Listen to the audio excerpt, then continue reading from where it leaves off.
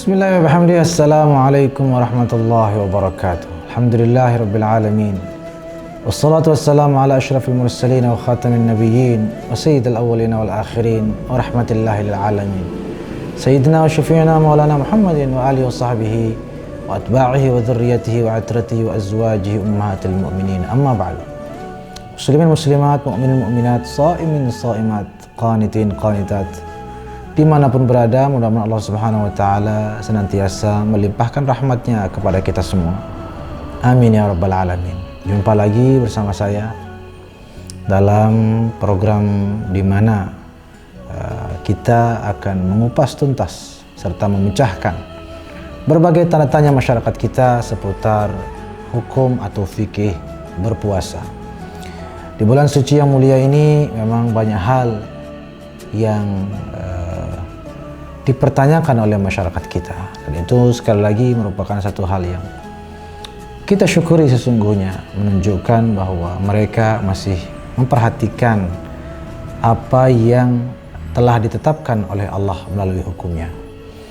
Tentunya semua itu demi terlaksananya ibadah puasa di bulan suci Ramadan ini dengan sebaik-baiknya.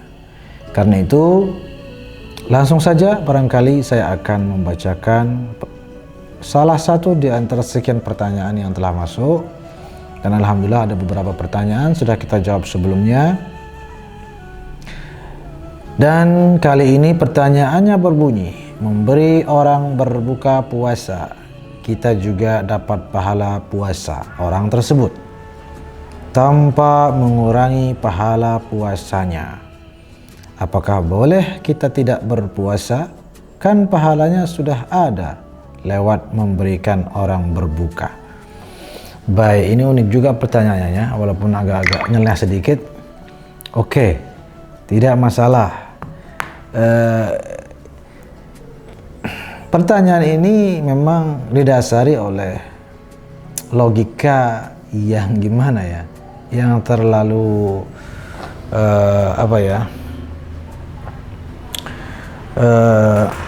ngambang ya, dalam arti mentah gitu.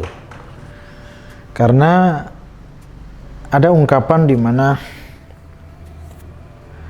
seringkali kita diingatkan bahwa laukana dinu bil aql, jikalau agama itu dengan akal, dengan logika pure, dengan logika yang mentah gitu ya,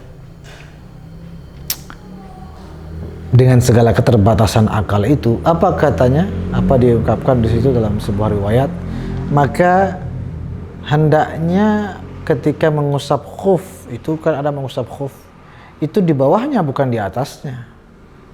Tapi kan di atasnya itu ketika wudu, padahal yang kotor kan di bawahnya. Itu menunjukkan bahwa agama tidak 100% dengan akal semata, itu loh maksudnya. Ya, dalam Al-Quran dikatakan afala yatadabburuna al-Qur'ana am ala qulubin aqfaluha. Itu. Tidakkah mereka merenungi Al-Quran ataukah hati mereka tertutup? Tuh kan. Allah tidak mengatakan apakah mereka tidak merenungi Al-Quran ataukah akal mereka ada masalah. Tidak begitu. Ataukah hati mereka tertutup. Kan gitu. Berarti jangan hanya akal kalau dalam berbicara agama, tapi gunakan hati juga, hati yang bersih, hati yang terjaga, hati yang sehat. Tidak hanya akal yang sehat, tapi juga hati yang sehat. Itu jauh lebih penting di dalam kita menjalankan agama kita. Nah, karena itu maka tidak usah dipaksakan menggunakan logika seperti tadi, yaitu dipaksakan seperti itu. Tidak seperti itu. Dalam Al-Quran juga banyak itu mukjizat. Jika memang agama harus logis, Al-Quran ini kita akan campakkan. Kenapa? Banyak sekali tidak masuk akal dalam Al-Quran. Lautan dibelahlah, bulan dibelahlah. Kan banyak sekali cerita-cerita yang mukjizat yang di luar akal manusia, nalar manusia. Nah, itu karena itu mari kalau kita mengaji agama jangan hanya pakai akal sehat saja, tapi aktifkan juga, harus di mode on-kan juga. Ya, di on-kan juga mode hati yang sehat itu. Nah, oleh karena itu apa yang ingin saya sampaikan terkait pertanyaan tadi, Kan itu ibadah sunnah. Bagus sekali, mulia sekali namanya kita memberi makan kepada orang yang berpuasa untuk berbuka. Sangat dimuliakan dan memang betul ada hadisnya di mana pahalanya tidak kurang. Tetapi itu ibadah sunnah dengan keistimewaannya sendiri. Oke, tidak kita ganggu gugat. Itu sudah ditetapkan oleh Allah dan Rasulnya. Tetapi ibadah berpuasa di bulan suci Ramadan itu kewajiban, fardu ain. Jadi ini sunnah, ini fardu. Ya. Jadi begini, sama seperti orang yang rajin sholat sunnah ya, tapi tidak pernah sholat wajib. Ya gimana coba? Ya, maka maksud saya tuh begini, sesuatu yang wajib tidak bisa digugurkan oleh apapun kecuali yang memang sudah ditentukan apa yang bisa menggugurkan. Selain daripada itu ya tidak gugur. Maka tetap wajib. Mungkin iya Anda dapat pahala, tetapi ketika Anda meninggalkan kewajiban, maka Anda sudah melakukan dosa yang luar biasa besar juga. Satu yang fardu ain itu harus dilaksanakan. Ya. Apa yang pahala yang Anda dapatkan dengan sebab memberikan makan kepada orang untuk berbuka itu, katakanlah memang utuh pahala yang Anda dapatkan, tidak berkurang, tetapi jangan berpikir, jangan salah menyimpulkan bahwa itu kemudian menggugurkan. Itu yang harus dipahami dengan cerdas. Kan banyak tuh hadis-hadis motivasi apabila kita sholat subuh berjamaah, kemudian duduk sampai terbit matahari, kemudian baru kita sholat 2 rakaat, kita berdoa, kita berzikir. Itu pahalanya seperti pahala haji. Bahkan dikatakan oleh Nabi, tamah sempurna pahala hajinya, sempurna pahala haji. Ada lagi hadis, datang ke masjid untuk menghadiri pengajian majelis ilmu, pahala haji dia dapat. Untuk mendapatkan pahala haji yang begitu dahsyat besarnya, banyak hadis yang memotivasi amal perbuatan yang pahalanya seperti pahala haji. Itu pun sempurna. Artinya dibandingkan orang yang berangkat haji, bisa jadi ini lebih utuh. Karena orang yang berangkat haji bisa saja kurang wajibnya, kurang sunnahnya, atau mungkin dia melakukan apa sehingga kualitas hajinya berkurang. Tapi kalau dia melakukan motivasi-motivasi yang diberikan oleh Nabi itu, bisa jadi utuh pahala hajinya. Tetapi apakah lantas kemudian itu menggugurkan kewajiban dia berhaji ketika dia mampu? Kan tidak, kan begitu.